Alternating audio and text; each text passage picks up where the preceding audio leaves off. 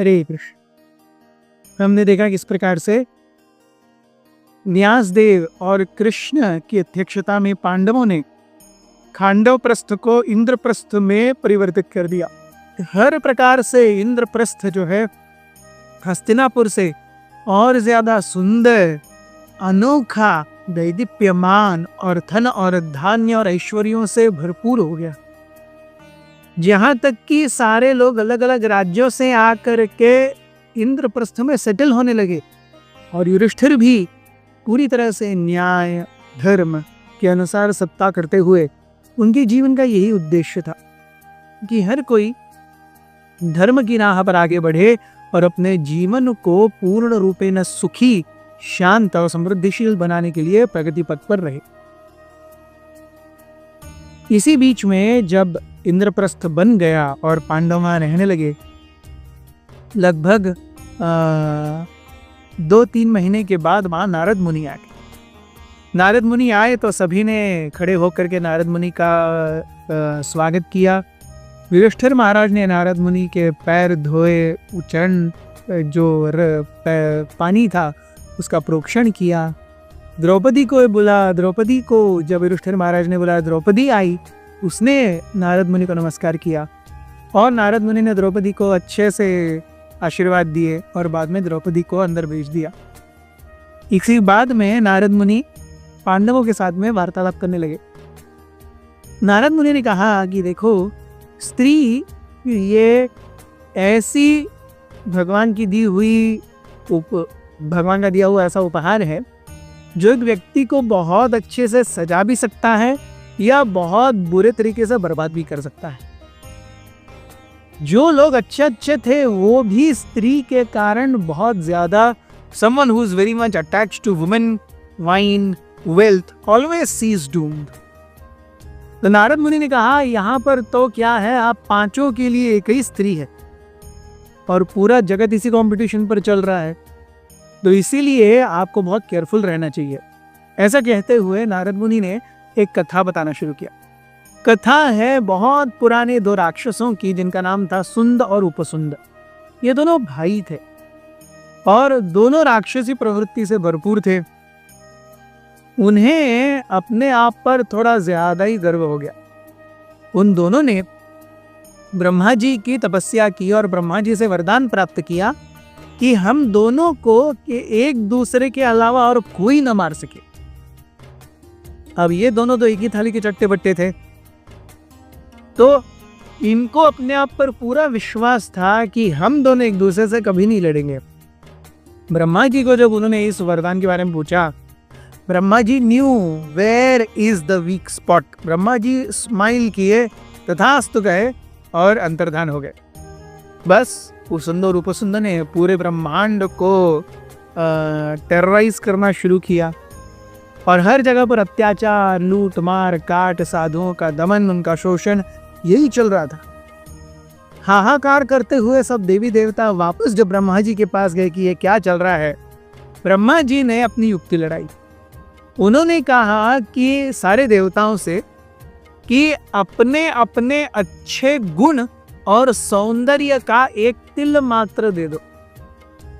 तो सारे देवताओं ने अपने गुण और सौंदर्य का एक तिल तिल तिल तिल करके दिया। ब्रह्मा जी ने उससे एक अप्सरा बनाई जिसका नाम हो गया तिलोत्तमा। तो सारे देवताओं के स्पेसिफिक खूबी और उनकी सुंदरता से बनी हुई एक अप्सरा जो है तिलोत्तमा। तिलोत्तमा को ब्रह्मा जी ने आदेश दिया, आप जाओ और सुंद और उपसुंद के बीच में दरार लगाओ।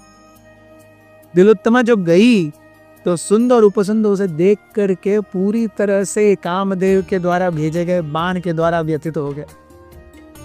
दोनों कहने लगे एक दूसरे को, ये तो ये तेरी भाभी जा रही है। बोले, है तेरी नहीं, मेरी नहीं, तेरी भाभी जा रही है। मेरी नहीं, तेरी भाभी जा रही, अरे वो मेरी है, मेरी है। ऐसा करते करते करते उन दोनों के बीच में युद्ध शुरू हो गया और युद्ध भी इतना घमासान हुआ, बाद में दोनों एक दूसरे को मार करके, लास्ट ब्लो एक दूसरे के सर के ऊपर गदा मार करके दोनों मर गए। तो कहने का तात्पर्य नारद मुनि कहते हैं कि अच्छे भलों को स्त्री के प्रलोभन ने पूरी तरह से नीचे झुटलाया है।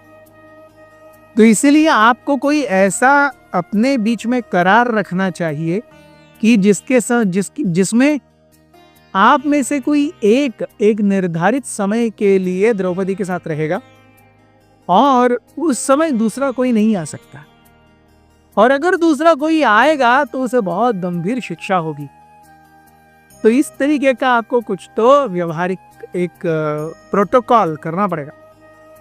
So the Pandavas thought over, और उन्होंने सोचा ठीक है, इतने समय तक हम में से हर कोई बारी बारी द्रौपदी के साथ रहेंगे, और उस समय अगर हम में से कोई और द्रौपदी के साथ, जैसे युधिष्ठिर महाराज जब द्रौपदी के साथ है, कोई और आएगा अगर उस चेंबर में, उस रूम में, तो उसे 1 साल का वनवास झेलना पड़ेगा, और उस समय वो द्रौपदी के साथ में संग नहीं कर सकता।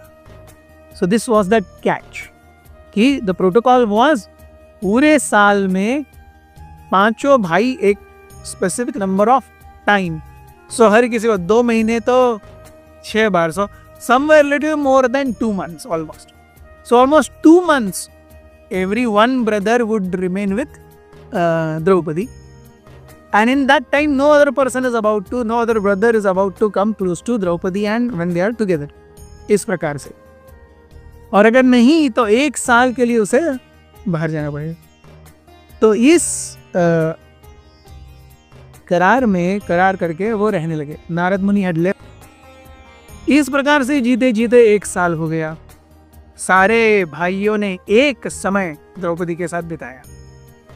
1 साल के बाद लगभग जब युधिष्ठिर की फिर से बारी थी द्रौपदी के साथ रहने की, अर्जुन देखते हैं कि महल के बाहर एक ब्राह्मण बहुत जोर से चिल्ला रहा है, अरे युधिष्ठिर यहाँ पर राजा है और एक बूढ़े गरीब ब्राह्मण की संपत्ति लेकर के चोर और डकैत भाग रहे हैं, ये कैसा अन्याय है? क्या मुझे कोई ये नहीं मिलेगा? Will nobody protect me? क्या मुझे कोई संरक्षण नहीं मिलेगा? तो इस प्रकार से बार बार रोते रोते जब ब्राह्मण ने पुकारा तो अर्जुन वहां पे आए। बोले क्या हो गया? मैं बूढ़ा गरीब ब्राह्मण हूँ, मेरी गैया चोर चुरा के लेके गए हैं, मैं चाहता हूँ आप उनका दमन करें और मेरी गैया मुझे लौटा दे। युधिष्ठिर सोचने लगे this is the time for, sorry ये अर्जुन थे, सो अर्जुन सोचने लगे this is the time for Yudhishthir to be with Draupadi. What if I go, अगर मैं जाऊंगा तो 1 साल का वनवास रहना पड़ेगा, लेकिन अगर मैं नहीं जाऊंगा तो ये व्यक्ति यहाँ पर चिल्लाता रहेगा और युधिष्ठिर मेरे बड़े भाई जो कि धर्मजय पुत्र हैं उनकी ख्याति में दाग लगेगा। What is good for me to do? Arjun थोड़ी देर सोचते रहे और अर्जुन ने कहा जो होना है होगा, मुझे तो कमरे में जाना ही होगा। क्यों अर्जुन को कमरे में जाना था और आगे क्या हुआ ये हम देखेंगे कल। मैंने रही हमारे साथ हरे कृष्ण। अथ श्री महाभारत कथा।